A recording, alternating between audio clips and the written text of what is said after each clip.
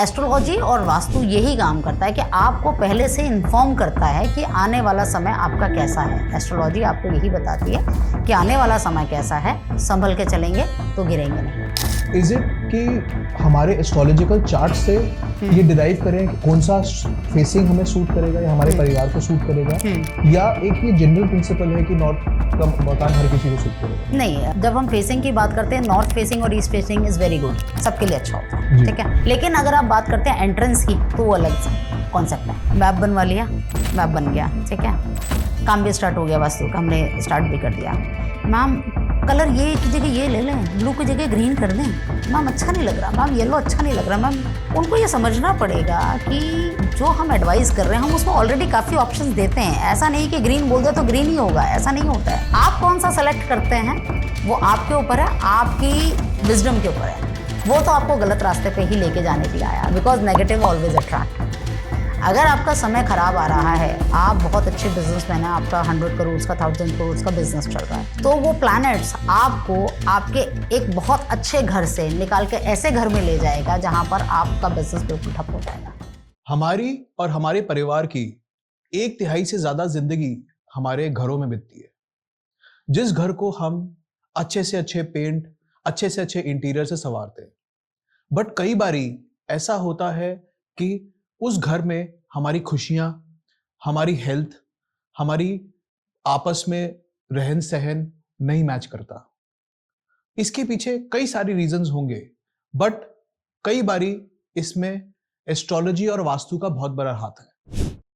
आज हमारे पास है बहुत ही renowned astrologer and vastu consultant Neeta ma'am, जो कि हमें बताएंगे कि ऐसे क्या रीजंस हैं और हम क्या ऐसी छोटी छोटी रेमेडीज कर सकते हैं जिनसे हमारा घर हमारे खुशियों के लिए प्रोडक्टिव हो पाए, हमें कम से कम स्ट्रेस की तरफ ढकेले।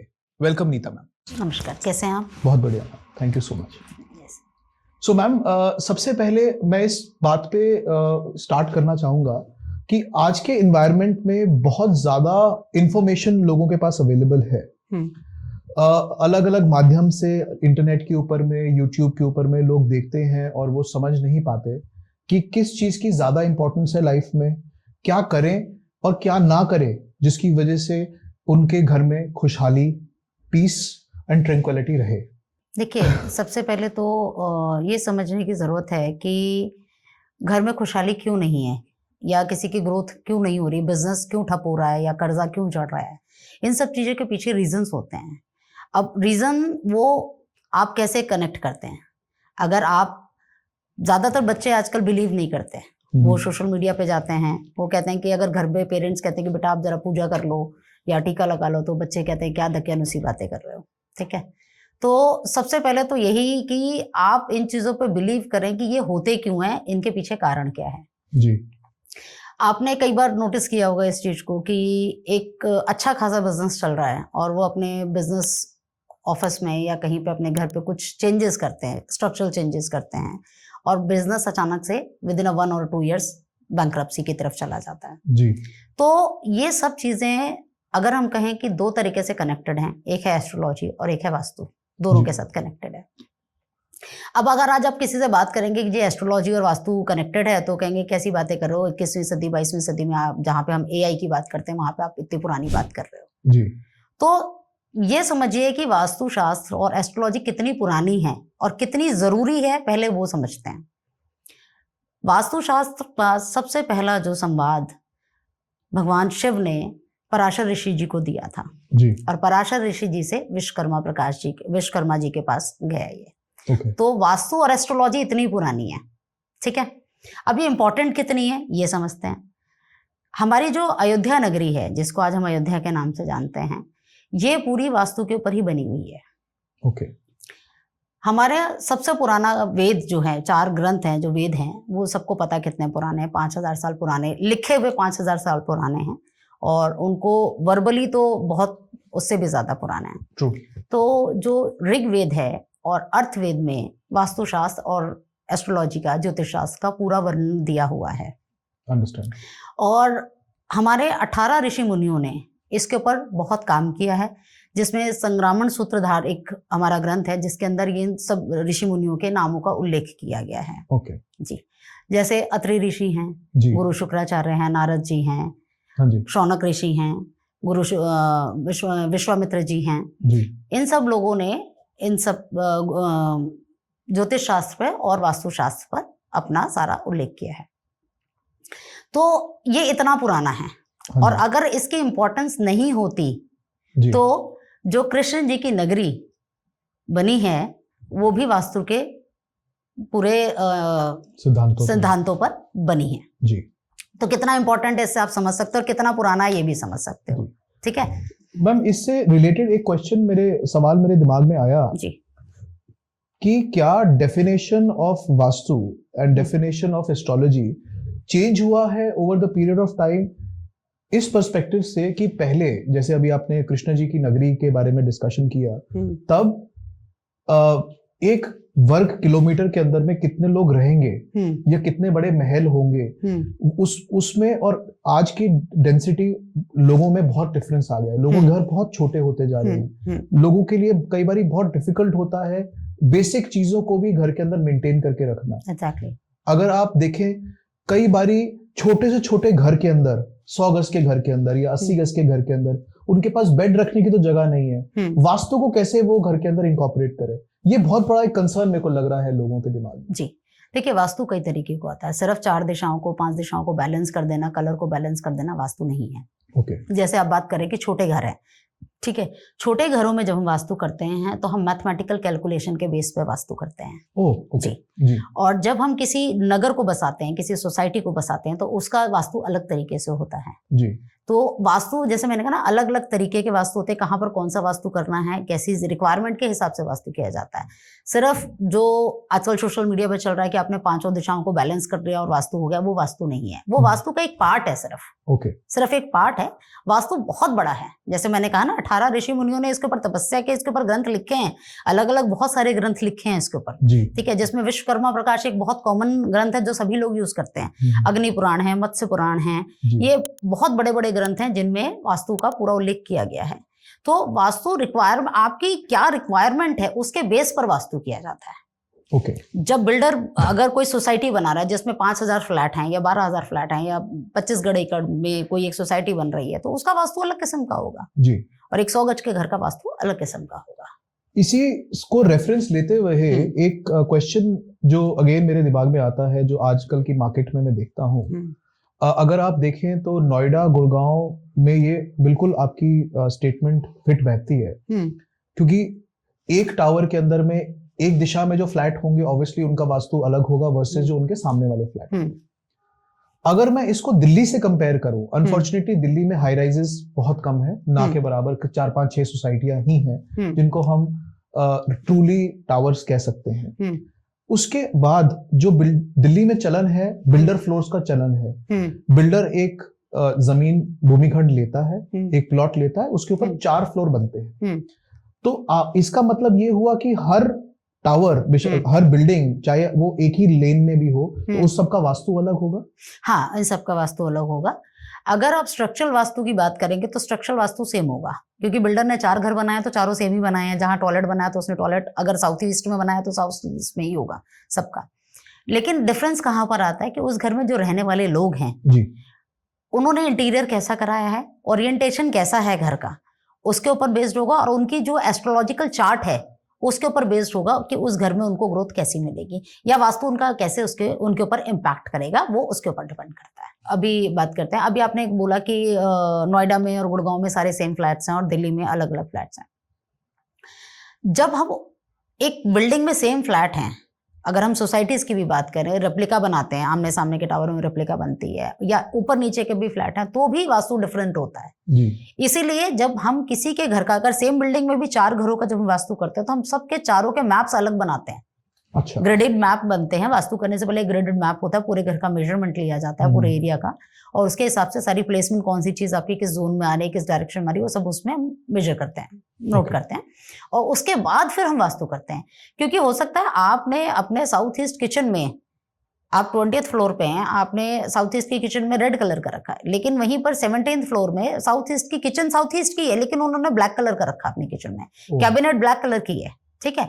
तो जब कैबिनेट कलर चेंज हो गया, आपकी किचन का डायरेक्शन बिल्कुल सही है, जी, लेकिन अगर आपने कलर चेंज कर दिया तो आपके घर का वास्तु चेंज हो गया। अंडरस्टैंड। तो ये सारी चीजें ओरिएंटेशन में आती हैं जो काम करती है 30%। ओके, अब किसी की लाइफ में अगर 30% काम बिगड़ जाए तो आप सोचो कहां से कहां पहुंच जाएगा। ठीक बात है। इनफैक्ट इस चीज से मैं आपको एक बहुत अपने कई बारी पॉडकास्ट में, बहुत डिस्कशंस में मैं इस टॉपिक को यूज करता हूँ कि इंसान अपनी 1/3 जिंदगी अपने घर में बिताता है। बिल्कुल। और उसके घर में अगर खुशियां ही ना हो, उसके घर में अगर पीसफुलनेस ना हो, एक दूसरे के बीच में फैमिली में रिलेशनशिप्स ही अच्छे ना हो, तो क्या फायदा उस घर में रहने का और क्या फायदा उस एनवायरनमेंट में रहने का। बिकॉज कहीं ना कहीं आजकल हर आदमी ग्रसित है ओवर स्ट्रेस से, जो कि उसको ऑफिस या उसके वर्क एनवायरनमेंट में तो मिल ही रहा है, और घर में भी जाए तो एक और स्ट्रेस एक उसके सिर पे आ जाता है, जिससे कि उसको अल्टीमेटली हेल्थ इफेक्ट होने लग जाती है। तो very well said, I totally appreciate कि आपने इस पॉइंट को बताया। एक जो बहुत बड़ा कंसर्न आजकल एनवायरनमेंट में है लोगों के दिमाग में, कि लोग बहुत जल्दी घबरा जाते हैं कि हमारे घर में सपोज नॉर्थ ईस्ट में बाथरूम है, जो कि उन्होंने अलग अलग माध्यम से रिसर्च की है, अलग अलग माध्यम से अलग अलग वीडियोस को देखा है, तो बहुत क्या वो इतनी बड़ी प्रॉब्लम है कि उनको घर बेचने पे मजबूर कर जाए, या किसी के चार्ट्स, जैसे अभी आपने थोड़ी देर पहले बताया कि चार्ट्स के बेसिस पे भी डिपेंड करता है कि किस डायरेक्शन आपको कैसी सूट कर रही है, कैसे रिस्पॉन्ड कर रही है। देखिए, अगर हम बात करें, जैसे आपने नॉर्थ ईस्ट डायरेक्शन का स्पेसिफिक बात करी, तो मैं स्पेसिफिक नॉर्थ ईस्ट डायरेक्शन की बात करती हूँ। जो कोई भी एक घर है, हम पहले तो बात करते हैं वास्तु की। तो जो वास्तु है क्या, वास्तु एक वास्तु पुरुष मंडल है, एक इंसान है जो उल्टा होकर लेटा हुआ है, ठीक है। जब वो उल्टा होकर लेटा है तो जो उसका सिर का जो पोर्शन है वो नॉर्थ ईस्ट डायरेक्शन में आता है, ठीक है। तो जब आज आपका सिर है, अगर आपके सिर पे डेली हम एक शिट डालना शुरू कर दें, ठीक है, तो क्या होगा। और वैसे आप इरिटेट हो गए, आप परेशान हो गए, और आपके सिर पे रोज एक चीज आ रही है, तो आप नेगेटिव थॉट्स में आओगे, आपका विजन बंद हो जाएगा, ठीक है, आप मेंटल स्ट्रेस में आ जाओगे जी। और ये चीज कंटिन्यूसली अगर कई समय तक होती रहे तो ऑब्वियस आपका ब्रेन काम करना बंद कर देगा। तो अगर नॉर्थ ईस्ट में टॉयलेट है या किसी भी प्रकार का वास्तु दोष है, तो बिल्कुल आपके विजन पे फर्क पड़ता है, आपके दिमाग पे फर्क पड़ता है, बिल्कुल फर्क पड़ता है। लेकिन अगर आपका नॉर्थ ईस्ट के जो जोन के देवता हैं वो है गुरु बृहस्पति, अगर आपके चार्ट में गुरु बृहस्पति स्ट्रांग है तो आपके सिचुएशन बिगड़ने में कुछ समय लगेगा जी, ठीक है। अगर आपने, जैसे लेट्स सपोज कि आज आप इस घर में आए जहां पे नॉर्थ ईस्ट में टॉयलेट है, या नॉर्थ ईस्ट का कोई भी वास्तु दोष है, मैं सिर्फ टॉयलेट की बात नहीं करती, क्योंकि वास्तु दोष कई तरीके के होते हैं, जिसमें किचन भी होता है, कटा हुआ भी होता है, एक्सटेंडेड भी होता है, और एंटी कलर्स होते हैं। अगर आप गंदगी रखोगे तो भी वो वास्तु दोष में ही आता है जी, ठीक है। तो किसी भी प्रकार का वास्तु दोष अगर नॉर्थ ईस्ट में है तो बिल्कुल आपके ब्रेन को इफेक्ट करता है, डिपेंडिंग ऑन द सिचुएशन कि आपके एस्ट्रोलॉजिकल चार्ट में गुरु बृहस्पति की स्थिति क्या है। अगर उनकी स्थिति बहुत स्ट्रांग है तो आपको वो इफेक्ट करने में 2 से 2.5 साल लगाएंगे। लेकिन अगर आपकी चार्ट में जो गुरु बृहस्पति की स्थिति है वो कमजोर है, या वो नीच के बैठे हुए हैं, या उनको कोई पापी ग्रह उनके साथ कंजंक्शन में है, तो वो आपको तुरंत इफेक्ट दिखने लगेंगे 2 से 3 दिन में। वास्तु का इम्पैक्ट यही है कि आप 2 से 3 दिन में इम्पैक्ट देख सकते हो। Oh okay. हाँ, कई बार तो विद इन आवर्स में आपको इम्पैक्ट नजर आना शुरू हो जाता है। इट डिपेंड्स ऑन कि उस घर का वास्तु कितना स्ट्रांग है या कितना वीक है, और आपके चार्ट और कितना स्ट्रांग और कितना वीक है, दोनों साइमल्टेनियसली चलते हैं। अगर आप सोचो कि आप सिर्फ वास्तु पे काम करो, एस्ट्रोलॉजी पे ना काम करो, तो वो नहीं होता। ओके। तो हम लोग एस्ट्रो वास्तु भी करते हैं। तो एस्ट्रो वास्तु में क्या होता है, हम जो पर्सन है उसका एस्ट्रोलॉजिकल चार्ट भी देखते हैं और वास्तु उनके घर का देखते हैं, तो दोनों को हम एक दूसरे के साथ बैलेंस करते हैं, सो दैट कि उनका ग्रोथ चारों तरफ से हो सके। सिर्फ इस तरफ ऐसे ही नहीं कि वास्तु आपने कर लिया और एस्ट्रोलॉजी चार्ट को आपने कंसीडर नहीं किया जी। इसमें एक चीज और मैं ऐड करूंगी जी, सॉरी आपको इंटरप्ट कर रही हूँ बीच में। जैसे कई बार क्या होता है कि लोग कहते हैं कि जी आप सिर्फ हमारे घर का वास्तु कर दो, एस्ट्रोलॉजी हमें नहीं करानी, बिकॉज हम एस्ट्रोलॉजी पे बिलीव नहीं करते हैं। अंडरस्टैंड। तो ये दोनों चीजें आपको वास्तु ग्रोथ तो दे देगा, लेकिन कहीं ना कहीं एस्ट्रोलॉजी के जो आपके प्लैनेट्स हैं, जो आप पिछले जन्मों के कर्मों के प्रारब्ध से लेकर आए हैं, क्योंकि जब आप पैदा होते हैं एस्ट्रोलॉजिकल चार्ट आपका फिक्स हो जाता है, पूरी लाइफ आपकी उसी के हिसाब से चलनी होती है जी, उसको आप चेंज नहीं कर सकते, ठीक है। तो वास्तु वहां पर काम करता है। ओके। जब आप एस्ट्रोलॉजिकल चार्ट में अगर कोई कमजोरी है, कुछ चीज है, उसको आप चेंज तो कर नहीं सकते, लेकिन आप अपने घर के वास्तु को चेंज करके उसको और ज्यादा उसके वजन दे देते हैं, उसके फायदे उठा सकते हैं। अब जैसे मैंने भी कहा कि अभी बात कर रहे हैं नॉर्थ ईस्ट की बात कर रहे हैं, अगर आपके गुरु बृहस्पति अच्छे हैं, ठीक है, अच्छी डायरेक्शन में बैठे हैं, अच्छी पोजीशन में बैठे हैं आपके एस्ट्रोलॉजिकल चार्ट में, या चलो ऐसी बात नहीं करते, हम उल्टा बात करते हैं कि आपके गुरु बृहस्पति नीच राशि में बैठे हैं और बहुत कमजोर हैं, नीच राशि में बैठे हैं, उस पर दृष्टि भी राहु देव की आ रही है और केतु की आ रही है और शनि देव की भी दृष्टि आ रही है, तो समझिए कि आपका गुरु तत्व कितना नीचे चला गया, ठीक है। और वहीं आपका जो घर है वहां नॉर्थ ईस्ट में आपने बना दिया मंदिर, ठीक है, समहाउ आपको पता नहीं था इसलिए बन गया, या आपने खुद जानबूझ के बनाया कि भाई मैं यहाँ पे मंदिर बनाऊंगा, तो वहां पर आपने मंदिर बनाया, आपने पूजा करनी शुरू करी। जब आप पूजा करनी शुरू करते हो, अपने गुरु तत्व को स्ट्रॉन्ग करते हो। जब आप मंत्र करते हो, कोई भी मंत्र करा जाता है, तो आपका गुरु बृहस्पति स्ट्रॉन्ग होता है, ठीक है।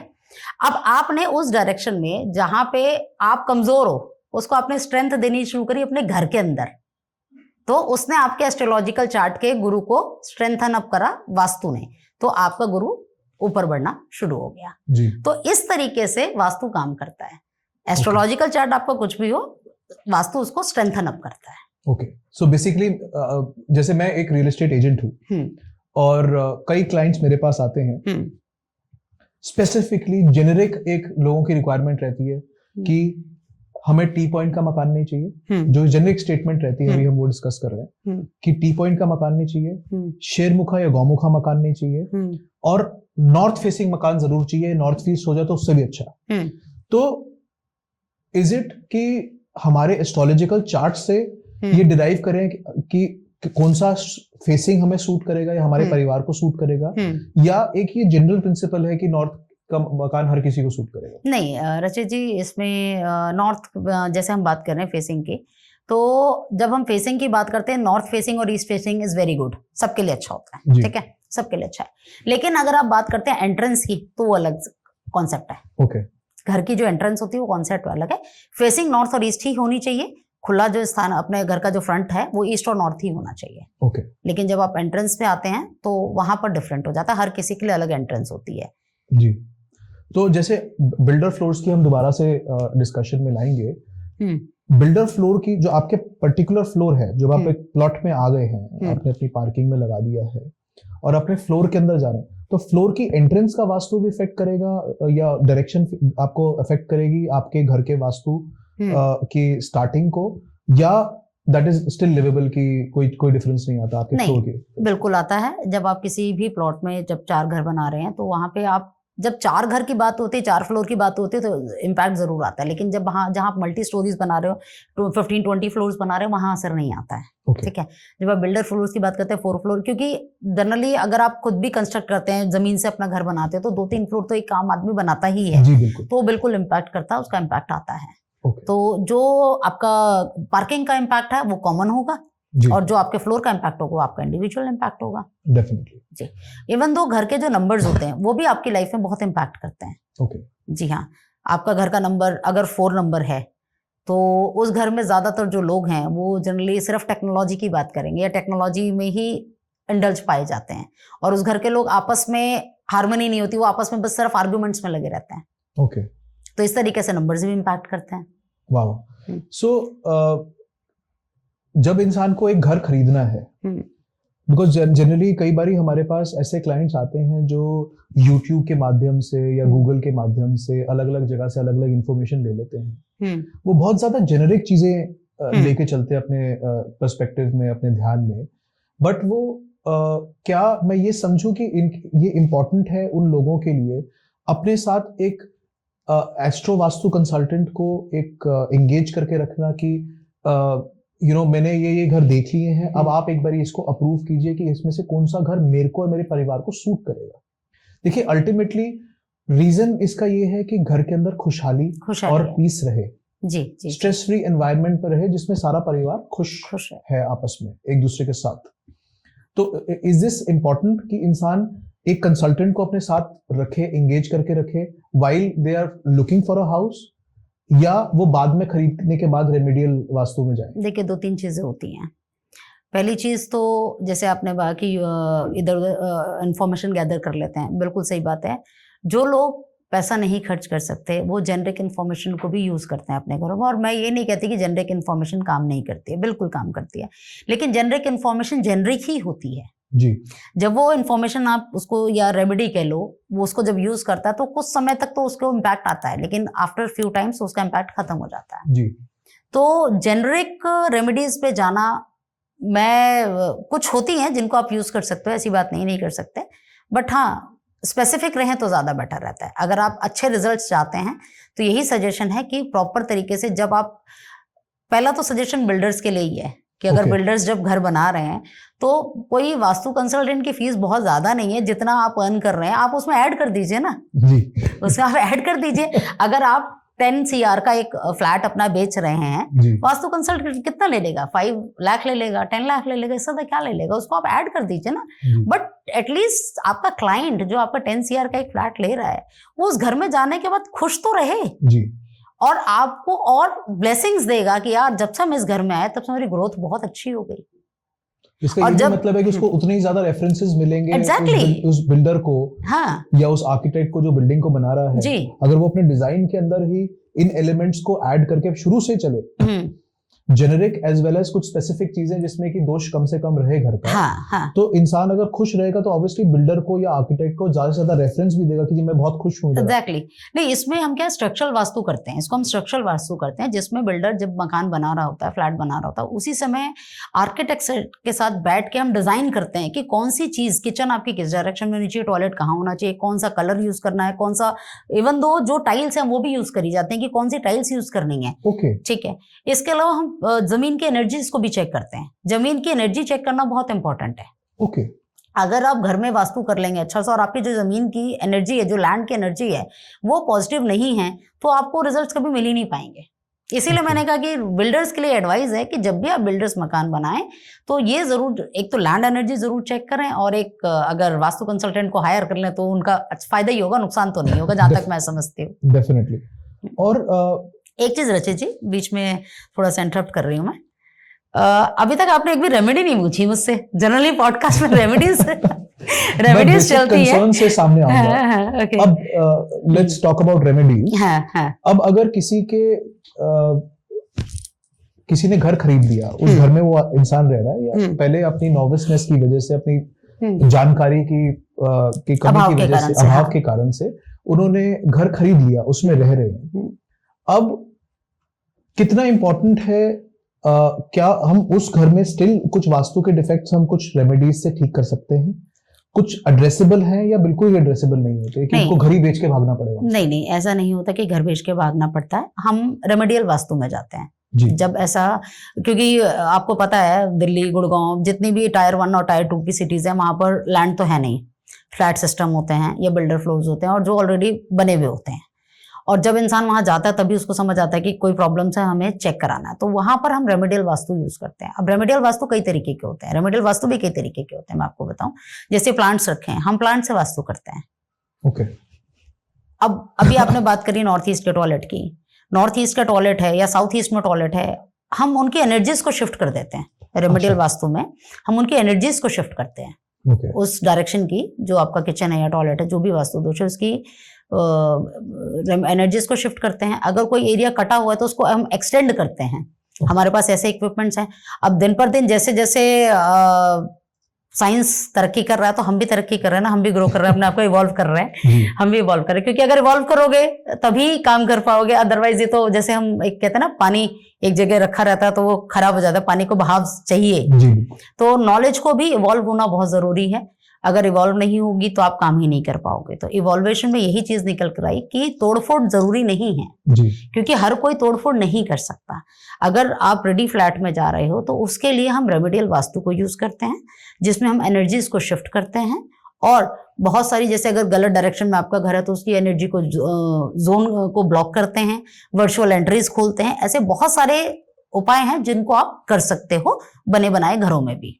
बहुत अच्छा लगा सुन के कि हम लोग छोटे छोटे रेमेडीज करके, एनर्जी को स्कैन करके, एनर्जी की यूटिलाइजेशन करके, कुछ प्लांटर्स रख के, कुछ बेसिक एडिट्स करके अपने घर के अंदर भी अपनी जिंदगी को चेंज कर सकते हैं, बेटर कर सकते हैं। मैम कुछ एक हमारे टूल्स भी होंगे जो आप डेफिनेटली यूज करते होंगे इस पर्सपेक्टिव को एनर्जी स्कैनिंग के लिए, या अगर कुछ उस चीज पे हाईलाइट कर पाए, बिकॉज मेरे को बहुत इंट्रीगिंग लगा, बहुत अच्छा लगा कि इन चीजों से भी हम अपने लाइफ में रेमेडीज को अप्लाई करके अपने घर को बेटर कर सकते हैं। बिल्कुल, ये ऑरा स्कैनर है, मैं दिखाती हूँ आपको।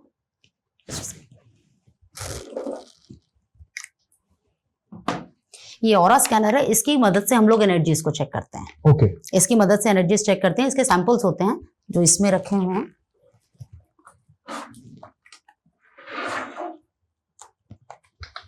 ये सैंपल्स हैं। वाओ। ऐसे हमारे पास 360 प्लस सैंपल्स हैं जिसके बेसिस पे आप सारी चीजें चेक कर सकते हैं, जैसे पॉजिटिव एनर्जीज, नेगेटिव एनर्जीज। आपकी हमारी जो नेगेटिव एनर्जीज है उनको हमने 4 पार्ट में डिवाइड किया है, IR, UV, PY and BY।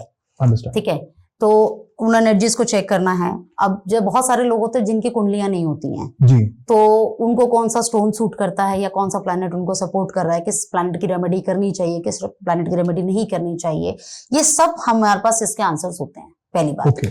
दूसरी बात, जैसे जोन्स की बात करते हैं, जो घर का आपका वास्तु है उसमें भी हम इससे सैंपल से सारी चीजें चेक करते हैं okay. कि आपके किस जोन में वास्तु दोष है, नहीं है, बैलेंस कितना है, कितना बैलेंस करना चाहिए। इवन 2 चक्रास को भी हम इनसे चेक करके और उसको क्लियर करते हैं, उसको बैलेंस करते हैं। ओके, सो दिस शोज कि हम लोग काफी टेक्नोलॉजी की तरफ बढ़ते जा रहे हैं। चलिए एक बहुत छोटा सा मैं आपको करके दिखाती हूँ।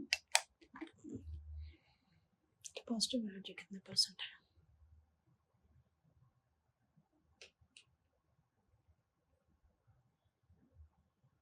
ये आपकी पॉजिटिव एनर्जी है। ठीक है, अभी ये आप ऑरा बूस्टर हाथ में उठाइए। ठीक है, थोड़ा सा 1 सेकेंड।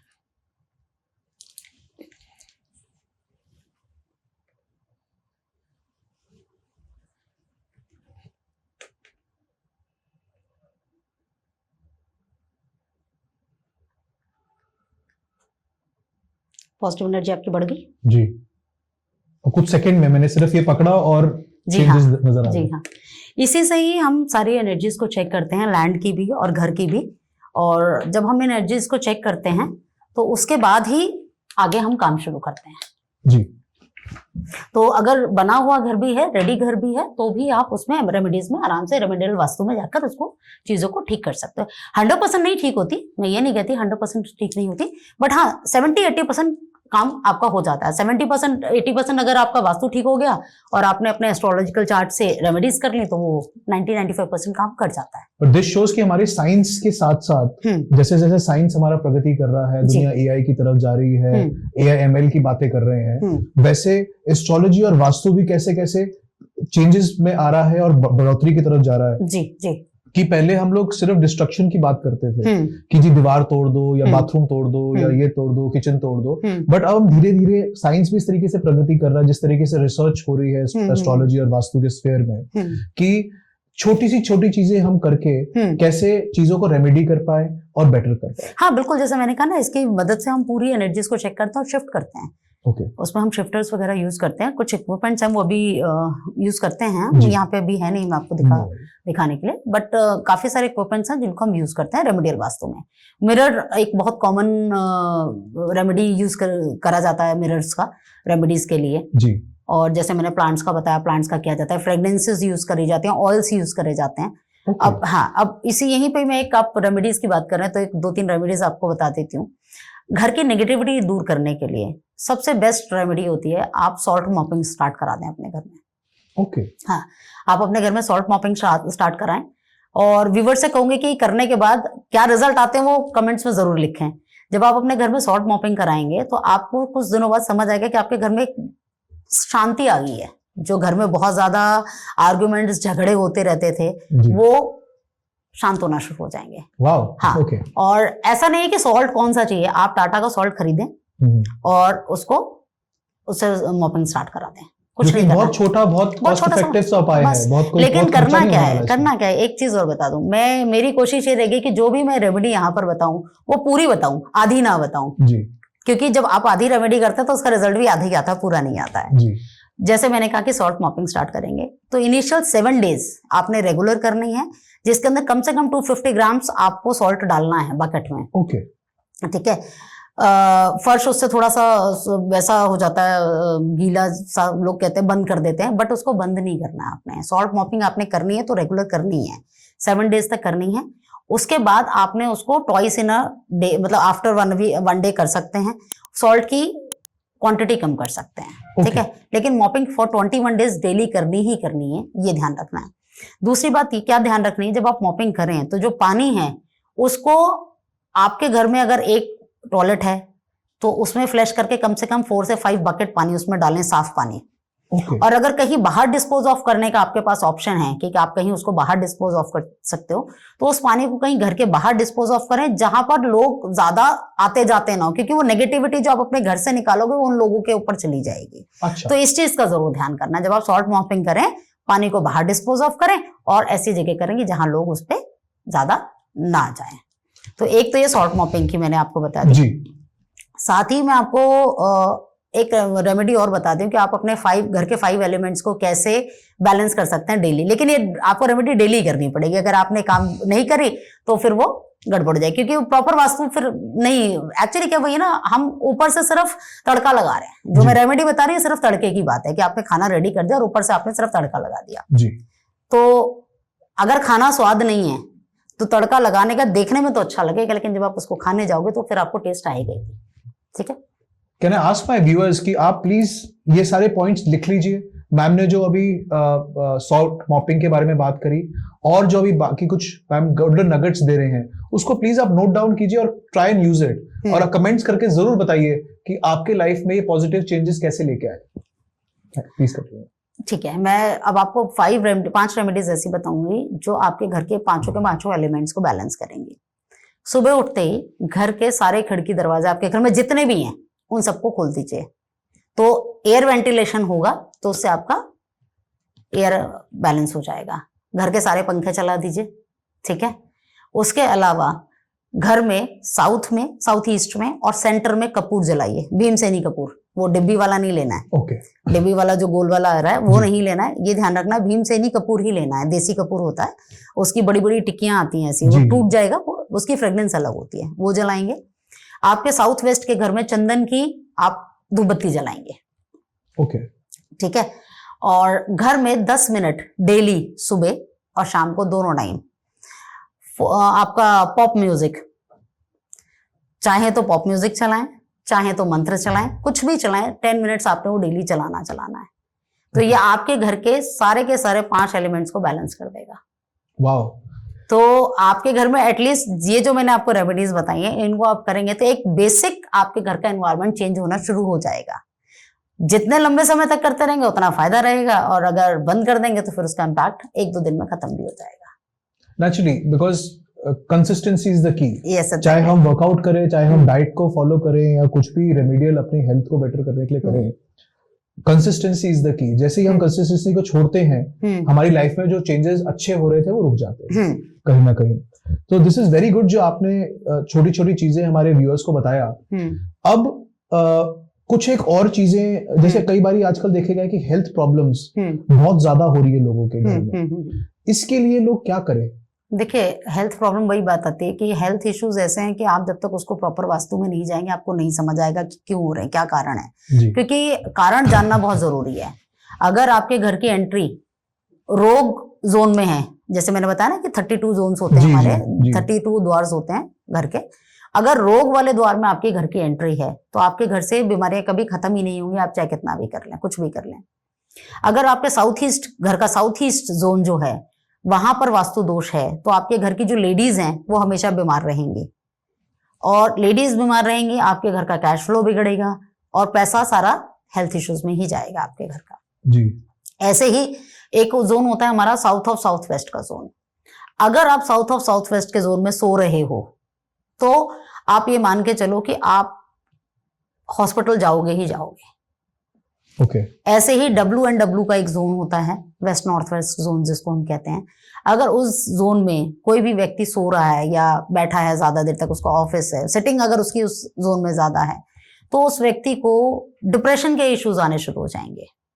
ओके। तो इस तरीके से आपके घर के कौन से जोन में क्या एक्टिविटी हो रही है वो आपके हेल्थ को इम्पैक्ट करती है जी। तो वास्तु वहां पर, जब तक आप किसी के घर का वास्तु नहीं चेक करोगे तब तक आप नहीं बता सकते कि हेल्थ इश्यूज किस कारण से आ रहे हैं। रीजन जानना जरूरी है। जी जी बिल्कुल। सो एक इंसान आपको कैसे समझा पाए कि उसको क्या क्या प्रॉब्लम्स हैं, कैसे एक वास्तु कंसल्टेंट को, एक एस्ट्रोलॉजी कंसल्टेंट को इंसान अप्रोच करे और अपनी प्रॉब्लम्स डिस्कस करे, क्योंकि आजकल कई लोग बहुत सीक्रेटिव हो गए, कई लोगों को पता ही नहीं कि उनके साथ क्या क्या प्रॉब्लम्स चल रही है। हो सकता है कि जैसे मोटा मोटा लोग कहते हैं कि 3 मेजर प्रॉब्लम्स हैं या होती हैं। एक है रोग, ऋण और शत्रु। 3 चीजों की प्रॉब्लम्स बेसिकली मैंने जहाँ पे भी पॉडकास्ट देखे हैं और जो भी थोड़ा बहुत पढ़ा है उसमें समझ आता है कि रोग, ऋण और शत्रु से बच के रहे। बिल्कुल सही बात। बट कैसे लोगों को पता चले कि ये सारी चीजें अफेक्ट कर रही है उनको, और एक एस्ट्रोलॉजर को या आपके साथ अगर किसी ने टच बेस करना है, बात करनी है, एडवाइस देनी है, तो कैसे रीच आउट करें? देखिए, रीच आउट करने के लिए तो फोन नंबर्स हैं, ईमेल आईडी है, वेबसाइट है, उस पर अप्रोच कर सकते हैं, पहली बात। दूसरी बात कि जब हम किसी के घर का चार्ट बनाते हैं या हम किसी के घर की ग्रेडिंग करते हैं तो हम, सामने वाला हमें नहीं बताता, हम खुद उसको बता देते हैं उसके घर में क्या चल रहा है। ओके जी।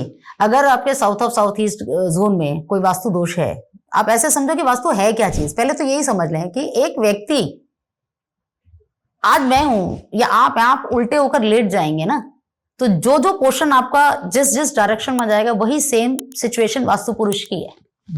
और वास्तु पुरुष हर घर में अलग है। ओके। हर घर का वास्तुमंडल अलग होता है, हर घर का वास्तु पुरुष अलग होता है। तो किसके घर में कौन सी प्रॉब्लम्स आ रही हैं, हम उस घर के जब ग्रेडिंग करते हैं तो हम बताते हैं कि आपके जोन में क्या प्रॉब्लम है और इसकी वजह से क्या इश्यूज आ रहे होंगे। जैसे मैंने अभी बताया कि साउथ ईस्ट में अगर पानी है या एक्सटेंडेड है तो उस घर की लेडीज हमेशा परेशान रहेंगी, हमेशा बीमार रहेंगी। ओके।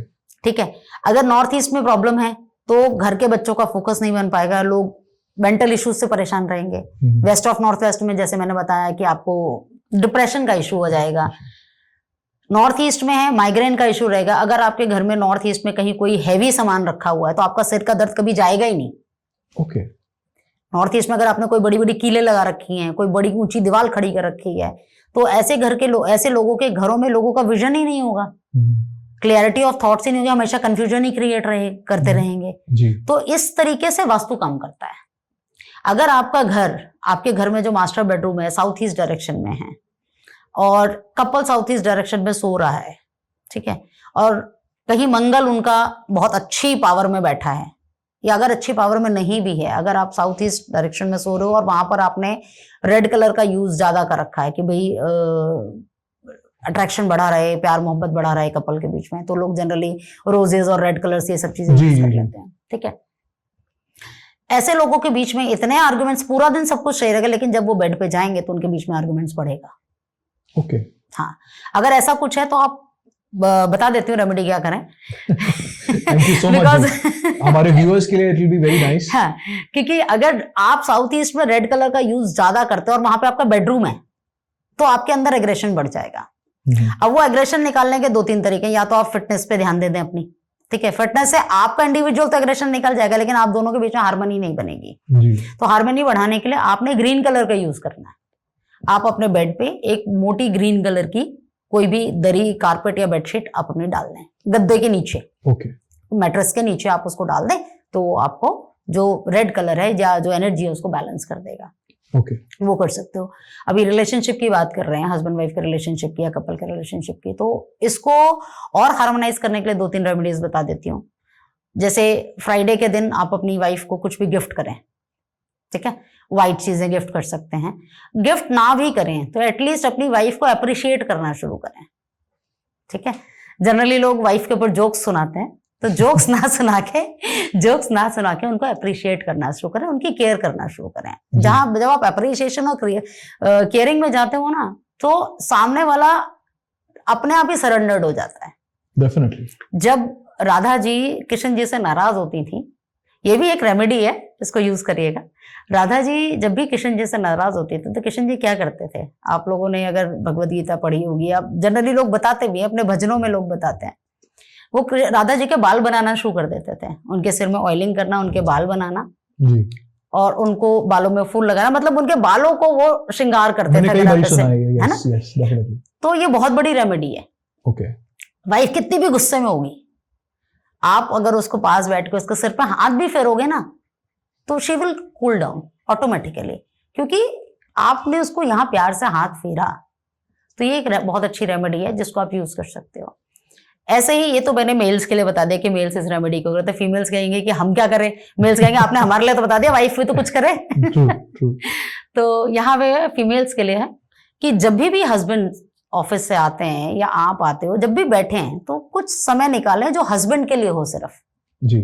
ठीक है, सिर्फ हस्बैंड के लिए हो, आप दोनों के लिए। हर समय हस्बैंड शिकायत करने के लिए नहीं होता कि आप हर समय उसको शिकायत करते हैं, ये नहीं किया वो नहीं किया, नहीं। You should also appreciate your husband, कि आप अपने हस्बैंड को भी अप्रिशिएट करें, उनकी तारीफ करें, उनकी पसंद का कुछ खाना बना दें, उनको जो पसंद हो वैसी बातें कर लें, उतना भी बहुत होता है रिलेशनशिप को एनहांस करने के लिए। ओके। तो ये छोटी छोटी रेमेडीज हैं, इनको करो। और मेरी रेमेडीज कुछ अलग किस्म की आपको लगेंगी, वो यहाँ डाल दो वहां डाल दो, ये सब चीजें नहीं चलती हैं, क्योंकि उससे कुछ होता नहीं है जी। इससे कुछ होता नहीं है। जब आप अपने नेचर में, जब एस्ट्रोलॉजी और वास्तु को जब आप अपने नेचर में ले आते हैं ना, अपनी दिनचर्या में, एक चीज समझिएगा रचित जी, एस्ट्रोलॉजी और वास्तु ये कोई जादू नहीं है। ओके। लोग सोचते हैं जादू है, हमने किया तुरंत रिजल्ट आ गया। नहीं, इट्स नॉट अ जादू, it's a life style. Okay. हमारे जब हम लोग छोटे थे, सुबह जल्दी उठना, सूरज को जल चढ़ाना, मंदिर जाना, चिड़ियों को दाना डालना, डॉगीज को खाना खिलाना, गाय को रोटी खिलाना, ये नॉर्मल एक रूटीन हुआ करता था। अगर आपको याद हो, घर में कोई आए उसके पैर छूना, सबसे पहले पानी देना, these all are natural routine, normal routine हुआ करता था हमारे घर का, जिसको आज रेमेडी का नाम देके आप क्या कर रहे हो पता नहीं। नहीं, एक्चुअली क्या है, हम लोग अपने रूट्स को जैसे जैसे अपने रूट्स से दूर जाते जा रहे हैं। व्हाट आई फील इज कि हिंदुइज्म, ये जो हमारा कल्चर डेवलप हुआ है, ये कई चीजों को प्रैक्टिकलिटी में लेके आने के लिए डेवलप हुआ है। एग्जैक्टली। एंड इन चीजों से, जैसे हम लोग इन चीजों से दूर जाते जा रहे हैं, जैसे न्यूक्लियर फैमिलीज बढ़ती जा रही हैं, लोग अपने घरों से दूर जाके जॉब कर रहे हैं, बिजनेस कर रहे हैं, तो जैसे जैसे, और जो भी हमारे व्यूअर्स अब्रॉड से भी देख रहे हैं, जैसे जैसे वो अपने बड़ों से दूर होते जा रहे हैं या फैमिली से दूर होते जा रहे हैं, जिन लोगों को इसकी नॉलेज थी, और अपनी लाइफ में वो बिजी होते जा रहे हैं अपने बिजनेस या जॉब के लिए, और तो ये सारी प्रैक्टिसेस लोगों की जिंदगी में कम हो गई। हाँ। But however it is very important कि हम इनको अपने जिंदगी के अंदर वापस लेके आए।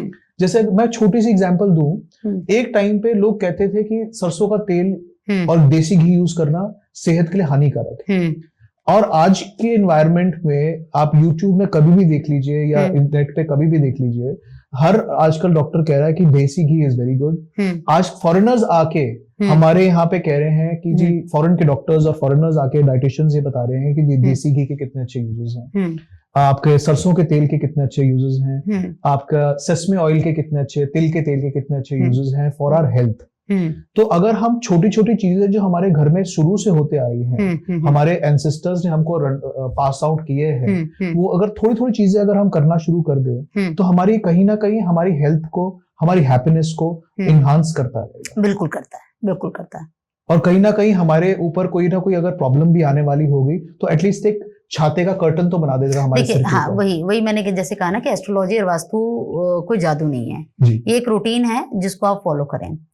और लोग कहते हैं कि किस्मत बदलनी जाती है, जैसे हम भी कहते हैं कि प्लैनेट्स जो कराना चाहते हैं वो करते हैं। ठीक है, बहुत सारे हमारे पास क्लाइंट्स आते हैं या उनकी फैमिली वाले लोग होते हैं, कहते हैं जी मैं तो करना चाहता हूँ, मेरे घर वाले नहीं मानते हैं, मेरा ब्रदर इस पे विश्वास नहीं करता या मेरे फादर विश्वास नहीं करते। फीमेल्स आती है कि भाई मेरा हस्बैंड नहीं मानता है। तो यही बात है कि एस्ट्रोलॉजी और वास्तु, आप जब अच्छा आप गाड़ी चलाते हैं, ठीक है, हाईवे पे आप जा रहे हैं, आपकी गाड़ी की स्पीड 120 की स्पीड से चल रहा है जी। अगर आप किसी हाईवे पे पहली बार जा रहे हैं, ठीक, आपको स्पीड ब्रेकर आता, आपको दिखाई नहीं देता और आप उसको जंप कर जाते हो, तो क्या होगा? चलान नहीं होगा, की पॉसिबिलिटीज होगी। आप 120 की स्पीड से चल रहे हो, स्पीड ब्रेकर आया, आपने ब्रेक नहीं लगाया और आपकी गाड़ी पलट जाएगी, एक्सीडेंट के चांसेस 100% होंगे जी। वहीं अगर आप जा रहे हैं और आपको पता है कि आफ्टर 2 किलोमीटर्स स्पीड ब्रेकर है और मेरी गाड़ी की स्पीड 120 है, मुझे गाड़ी की स्पीड स्लो करनी है, तो आप गाड़ी की स्पीड स्लो करोगे और ब्रेकर पे आराम से निकालोगे, आपकी गाड़ी स्मूथली निकल जाएगी। ठीक है, आपको पहले से पता था, कि यहाँ स्पीड ब्रेकर है, या अगर गड्ढा है कोई बहुत बड़ा, रोड्स पे आजकल रोड्स टूटी हुई होती हैं, आपको पता था जहां पे रोड टूटी है वहां पे अपनी गाड़ी की स्पीड स्लो कर देते हो। अगर आपको पता ही नहीं चला, अचानक से आप पहुंच गए और आपने उसी स्पीड से अपनी गाड़ी निकाली, तो ऑब्वियस है जब गाड़ी गड्ढे में जाएगी तो आपको जर्क भी आएगा। जी डेफिनेटली। तो एस्ट्रोलॉजी और वास्तु यही काम करता है कि आपको पहले से इन्फॉर्म करता है कि आने वाला समय आपका कैसा है। एस्ट्रोलॉजी आपको यही बताती है कि आने वाला समय कैसा है, संभल के चलेंगे तो गिरेंगे नहीं। अगर आपका समय खराब आ रहा है, आप बहुत अच्छे बिजनेसमैन हैं, आपका 100 करोड़ का 1000 करोड़ का बिजनेस चल रहा है, ठीक है, अगर आपका समय खराब आ रहा है तो वो प्लैनेट्स आपको आपके एक बहुत अच्छे घर से निकाल के ऐसे घर में ले जाएगा जहां पर आपका बिजनेस बिल्कुल ठप हो जाएगा। ओके। क्योंकि वो प्लैनेट हैं, उन्होंने तो काम करना है, उनका काम है काम करना। आपका काम है कि जब समय आए तो वो जो समय आएगा ना, वो आपको 2 पार्ट्स में ले जाएगा, राइट और लेफ्ट, यानी अच्छा और बुरा। जी। आप कौन सा सेलेक्ट करते हैं वो आपके ऊपर है, आपकी विजडम के ऊपर है। वो तो आपको गलत रास्ते पे ही लेके जाने के लिए आया, बिकॉज नेगेटिव ऑलवेज अट्रैक्ट। जी, ठीक है, तो आपको गलत रास्ते पे ही लेके जाने के लिए आया। अब आपके ऊपर है कि आपको पहले से पता है कि अगर उल्टा जाऊंगा तो भाई साहब गलत रास्ते पे जाएंगे, रास्ता बहुत खराब है, कांटे भी होंगे, पत्थर भी मिलेंगे, सोने के लिए जगह भी नहीं मिलेगी, बारिश भी आएगी, कुछ नहीं मिलेगा मुझे, और जाके पहुंचूंगा डेस्टिनेशन पे, पहुंचना तो सबने है। जी। ठीक है, अभी आपके ऊपर है कि आप लेफ्ट जाए या राइट जाए। राइट से जाएंगे तो सारी चीजें स्मूथली आपको मिल जाएंगी, आप अपने डेस्टिनेशन पर आराम से पहुंच जाएंगे। सो इससे कहने का ये भी मतलब है कि जो मेरे लिस्टनर्स के समराइज करने के लिए मैं बोलूंगा इस पॉइंट तक, कि जैसे हम अपना क्वार्टरली हेल्थ चेक कराते हैं, yes, exactly. अपना एनुअल एक एग्जीक्यूटिव प्लान लेके, आजकल हर कंपनी अपने एम्प्लॉय की, हर आदमी अपना एक एनुअल चेकअप कराता है, वैसे एक एनुअल और एक क्वार्टरली चेकअप करवाना from a vastu and astrology stand point भी इम्पोर्टेंट है, बिल्कुल, हमारी ओवरऑल वेलबींग के लिए, वेलबींग के लिए और खुशियों को मेंटेन करके। बिल्कुल सही बात है। जैसे हम मेडिकल चेकअप के लिए रेगुलर बेसिस पे जाते हैं, एस्ट्रोलॉजर भी और वास्तु कंसल्टेंट भी रेगुलर बेसिस पे आपको चेक करने चाहिए। बिकॉज जैसे अभी आपने कंस्ट्रक्शन स्टार्ट करा, ठीक है, आपने वास्तु कंसल्ट किया, आपने पूरा घर रेडी कर दिया, वास्तु के अकॉर्डिंग पूरा घर बन गया आपका, आप शिफ्ट भी हो गए, लेकिन शिफ्टिंग के बाद भी आप कई बार ऐसी अमेंडमेंट कर देते हो जो आपको नुकसान पहुंचा देती है जी। तो इसीलिए रेगुलर बेसिस पे आपकी बात बिल्कुल सही है, एस्ट्रोलॉजर और वास्तु कंसल्टेंट के टच में रहना चाहिए। पहले हमारे पुराने जमाने में हमारे लोगों के घरों में एक पंडित जी आया करते होंगे, आपको याद होगा जी जी, जो रेगुलर बेसिस पे हमारे घर पे आते थे, और हमारे घर की क्या सिचुएशन, जिसको हम फैमिली का पंडित मतलब पुरोहित कहते थे, वो पहले पुराने जमाने में होती थी। लेकिन वही बात है, हमारे हिंदुस्तान में कोई चीज वेस्टर्न कंट्री से घूम के आ जाए तो उसको अप्रिशिएशन मिलना शुरू हो जाता है, अपनी खुद की चीजों को हम अप्रिशिएट नहीं करते। जैसे मेरे एक फ्रेंड है, he is a very learned individual, वो मुझे ये कहते हैं कि इंग्लिश में अगर आप झूठ भी बोलोगे तो कई बार ऐसा लगेगा कि सच ही बोल रहे हैं, बट अगर आप हिंदी में सच बोलेंगे तो कई बार लोगों को लगता है कि झूठ ही बोल रहा है। True, I totally reckon with what you saying. इसके बाद एक अभी हमने डिस्कस कर लिया कि वास्तु और एस्ट्रोलॉजी कैसे हैंड इन हैंड चलते हैं और हमारे लाइफ को, लाइवलीहुड को कैसे मेंटेन करके रखते हैं। अब थोड़ा सा मैं टॉपिक को चेंज करूंगा। आजकल जैसे हर किसी के घर में, स्पेसिफिकली जो हमारी एज के लोग हैं, उनके घर में लिकर को स्टोर करने का, लिकर सर्व करने का एक टाइम पे बहुत बड़ा टैबू था कि या बहुत बड़ा प्रैक्टिस था कि घर के अंदर लोग लिकर कंज्यूम नहीं करते थे। अब जो YouTube में भी आपने देखा होगा, काफी लोग कह रहे हैं कि जी फ्राइडे को या सैटरडे को शायद लिकर कंज्यूम करना चाहिए। तो इसके बारे में आपका क्या थॉट्स है, क्या आपका सोच है इसके बारे में? देखिए, कल्चर तो चेंज हो रहा है, बिल्कुल हो रहा है, और हम यंग जनरेशन बहुत ज्यादा बूजिंग की तरफ अट्रैक्ट भी हो रही है जी। यंग जनरेशन या हमारे जैसे लोग भी वो दोनों तरफ चल रहे हैं, बूजिंग भी चाहिए, स्पिरिचुअलिटी भी चाहिए, दोनों चीजें चाहिए साथ में। तो दोनों चीजें साथ में आती तो नहीं है, पहली बात, बट हाँ कल्चर है, चेंज हो रहा है तो उसको एक्सेप्टेंस भी मिलती है, सब घरों में चलता है, ठीक है, चलता है। लेकिन बूजिंग को आप किस तरीके से यूज करेंगे, इसमें वास्तुशास्त्र बहुत हेल्प करता है आपको। ओके जी। अभी बात करते हैं, जैसे अभी आपने बात किया, तो इसमें मैं 2 चीजें स्पेसिफाई करती हूँ। एक होता है आपका शराब, अल्कोहल, दूसरा होता है बियर जी। ठीक है, जो अल्कोहल है वो आपके शनि देव के आधिपत्य में आती है। ओके, ठीक है, और जो आपका बियर है वो राहु देव के आधिपत्य में आती है। जब आप इन दोनों में से किसी भी चीज को लग्जरियस वे में लेंगे तो वो शुक्र के अधिपत्य में आ जाएगी। ओके। लेकिन ये कहीं नहीं है कि वो आपके शुक्र को उच्च का कर देगी या आपके शुक्र को अच्छा कर देगी, ये कहीं नहीं है। ओके। ठीक।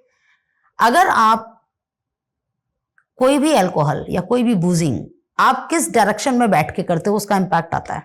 अच्छा। जैसे अगर आप साउथ ऑफ साउथ ईस्ट में बैठ के ड्रिंक करते हो तो आपके कॉन्फिडेंस को बढ़ाता है। ओके। ठीक। अगर आप ईस्ट ऑफ नॉर्थ ईस्ट में बैठकर करते हो तो आपको विजडम देता है, आपके हेल्थ के पे काम करता है। अच्छा। ओके। ठीक है, आप उसको हेल्थ के पॉइंट ऑफ व्यू से लेकर को कंज्यूम करोगे। लेकिन वहीं अगर आप जब ईस्ट में जाकर बैठकर ड्रिंक करोगे तो आप उसको एंजॉय करोगे। जी। ठीक। तो वास्तु बहुत इंपैक्ट डालता है कि अगर आप अल्कोहल भी ले रहे हो तो किस डायरेक्शन में बैठ के ले रहे हो उसका क्या इंपैक्ट आएगा वो वही बताएगा। बट ये कहीं नहीं है कि आपका शुक्र उच्च का हो जाएगा, वो नहीं होता है। That is very good input. और हम लोग वास्तु में आपको बियर बार का मतलब बार कहाँ बनाना है घर में, जी, हम वो भी एडवाइस करते हैं कि आप किस डायरेक्शन में बैठ के बार बनाएं आपका। क्योंकि लोग कई बार शर्माते हैं अपने घर में एक एस्ट्रोलॉजी कंसल्टेंट को, एक वास्तु कंसल्टेंट को बुला लेते हैं घर में, फिर पीछे से चोरी से एक जगह पे एक बार बना देते हैं या बिना उसको डिस्कस किए हुए पुट इन कर देते हैं। क्योंकि आजकल जैसे जैसे घरों का साइज कम्पैक्ट होता जा रहा है, छोटा होता जा रहा है, वहां पे एक बार पहले के मुकाबले साइज छोटा हो गया है, कॉम्पैक्ट हो गया है, तो उसको कहाँ प्लेस करे वो भी आपसे डिस्कस करके ही प्लेस करना बेटर है। बिल्कुल। बार कहाँ बनाना है आपको घर में, डाइनिंग टेबल कहाँ बनाना है, पूजा का स्थान तो सबको ही पता है, आजकल तो सोशल मीडिया पे छाया हुआ है, पूजा और किचन आपकी छाई हुई है जी, तो उसकी बात नहीं करते। लेकिन आपको इवन तो जो पेंटिंग्स लगानी है अपने घर में, ओके, ठीक है, आप जो अपने घर में पेंटिंग्स लगाते हैं, प्लांट्स लगाते हैं, वो भी किस डायरेक्शन में लगाना है, स्टेचू कौन सा लगाना है, वो किस डायरेक्शन में लगाना है, ये भी इंपॉर्टेंट होता है। ये सारे वास्तु के ही पार्ट है। ओके।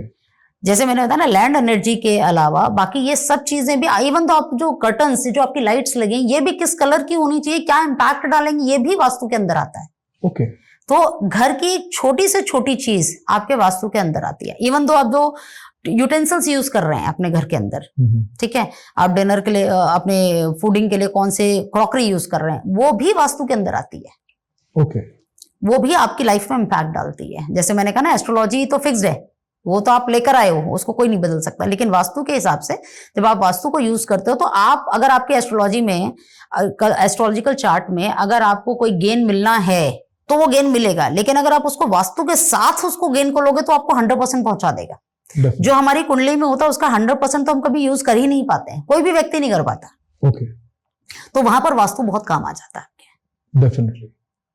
और कई बार होता क्या है कि ऑकल्ट साइंसेस को जो स्पेशलिस्ट होते हैं वो कई बार ऐसी ऐसी चीजें देख के हमारी पत्रियों के अंदर में हमारे को रेमेडीज करवा देते हैं जो हमें यही नहीं पता कि वो एक्चुअली कर क्यों रहे।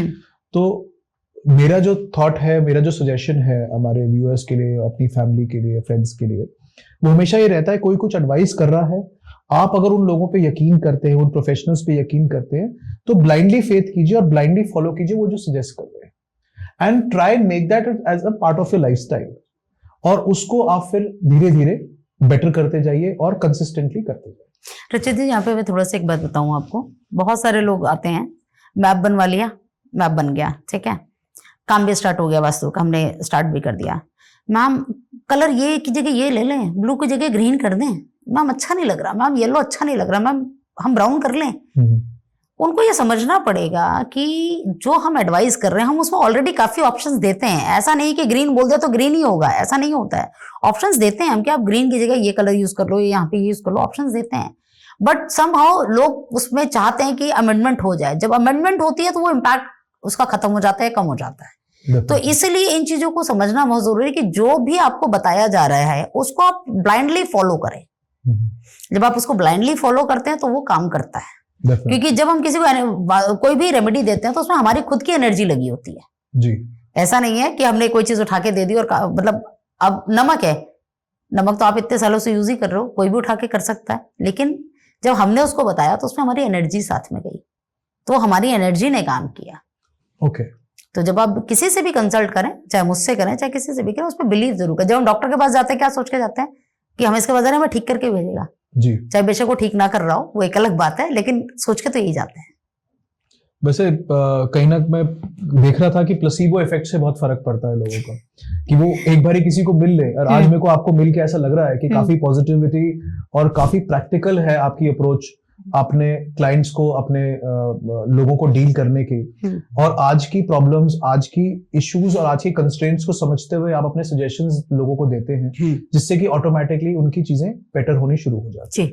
मैम, अब एक काफी बड़ी प्रॉब्लम है लोगों के घरों में जी। गंदी आदतें, जैसे हमने अभी लिकर के बारे में बात किया, once a while I feel is okay, medically also कुछ बहुत ज्यादा इफेक्ट नहीं करता, बट कई लोगों को गंदी आदतें, बुरी आदतें लग जाती हैं जिसका कि समाधान नहीं हो पाता। तो वास्तु के अंदर या एस्ट्रोलॉजी के अंदर कोई ऐसे भी माध्यम है जिसकी तरीके से लोग ये बुरी आदतों को छुड़वा पाए या छोड़ पाए? हाँ, वास्तु में है, मैं अब बताती हूँ। जैसे आपने कहा, भी हम लिकर की बात कर रहे हैं, तो लिकर शौकिया लेना ठीक है, आजकल का कल्चर है, हम ले लेते हैं, बट कुछ समय बाद धीरे धीरे वो ना आदत में कन्वर्ट हो जाता है। अगर एडिक्शन, जिसको हम कहते हैं एडिक्शन, तो यहाँ पे मैं एडिक्शन की एक रेमेडी आपको बताती हूँ। और वास्तु में आपके घर में एक जोन होता है, अगर आप वहां पर रख दें सामान, चाहे वो किसी भी चीज का एडिक्शन हो, तो वो एडिक्शन धीरे धीरे छूट जाता है। जैसे आपके घर का साउथ वेस्ट, जो साउथ और साउथ वेस्ट के बीच का एक जोन होता है, जहां पे अगर आप कोई लिकर ज्यादा लेता है, बुजिंग ज्यादा करता है, या ड्रग एडिक्शन में है, या स्मोकिंग में है, या किसी भी चीज के एडिक्शन तो चाय कॉफी की भी हो सकती है, मीठा खाने की भी हो सकती है, किसी भी चीज की एडिक्शन को आप दूर करना चाहते हैं, तो उस जोन में उसका सामान रख दीजिए। ओके, ठीक है। तो वो धीरे धीरे उस चीज से उसका मन हटना शुरू हो जाएगा। South of south west zone है, जिसको आप यूज कर सकते हो एडिक्शन को दूर करने के लिए। इसके अलावा एक रेमेडी और बता रही हूँ, करना क्या है आपने। इतनी सारी रेमेडीज, आज बरसात हो रही है हमारे लिसनर्स के ऊपर। देखिए, अगर हम पॉडकास्ट शूट कर रहे हैं तो उससे लोगों को फायदा होना चाहिए, मेरा ये मानना है। और रेमेडी ऐसी बताओ जो पूरी हो, आधी अधूरी रेमेडी बता के कोई फायदा नहीं होता। तो मेरा, अब जैसे आपने बात करी कि एडिक्शन को दूर करना है, तो मेरा ये है कि मोटिव, मैं रेमेडी ऐसी बताऊं जो सच में पूरी काम करे। ठीक है। तो जैसे मैंने कहा कि साउथ वेस्ट में जोन में आप सामान रख दीजिए उसका। उसके अलावा एक ब्लैक कलर का पेपर ले लीजिए, स्क्वायर पेपर लेना है, 1 बाय 1 का लें, 2 बाय 2 का लें, 4 बाय 4 का। ब्लैक कलर का शीट लेना है, ब्लैक कलर का पेन लेना है जी। और आप जिस भी बुरी आदत को छोड़ना चाहते हैं उसको लिखना है। लिखना कैसे है वो इंपॉर्टेंट हुआ कि लिखना कैसे है। हम ब्रीदिंग करते हैं, ब्रीदिंग लिखते हैं, हम सांस लेते हैं, छोड़ते हैं जी।